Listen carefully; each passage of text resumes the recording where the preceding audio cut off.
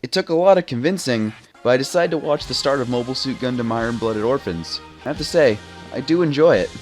It has action, drama, and characterization. If it keeps up like this, it could shape up to be a great Gundam title. The only problem I have currently is the pacing. Shit happens fast, and they're dumping a lot of information on you very quickly. This only reinforces the fact that this series is going to be 25 episodes. A sad truth, but I guess that's the current state of the anime industry.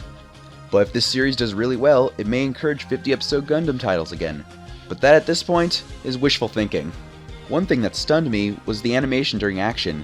Seeing the Barbatos wreck some mobile suit's ass looks really good. Moving on to the characters, I can say I actually do enjoy the characters a ton, even though Mikazuki is showing sociopath vibes. Characters like that usually bother me, but seeing him interact with both Orga and other people makes him tolerable.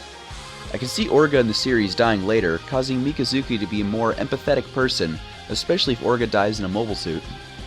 One thing I see being thrown around a lot is that Biscuit here is a red flag death magnet. I'm going to put my money on his survival because I feel like rooting for the underdog. Feels like Orga though is going to die. If there's any death I'm betting on, it's his. Him and his crazy hair. My biggest fear for this series is that it'll pander to the edgy crowd.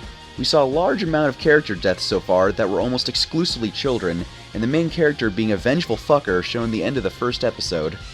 I hope they give the characters time to grow before killing them off. Also so far, they have shown a large amount of cruelty among the adults. They treat all these children characters like punching bags, or even selling the child out to be killed in a blaze of glory. That mixed with the imagery of starving children seems to want to shock me like a lot of pseudo-violent anime that have come out recently. But thank God there weren't any Blade deaths so far.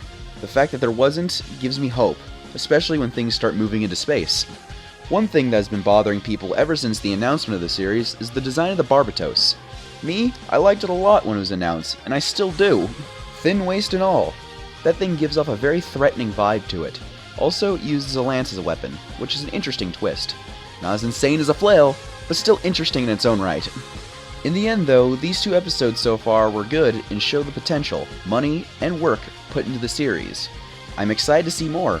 I have a desire to see episode 3 even though it isn't out yet, and ultimately in the end, that is what a show of any kind is supposed to do.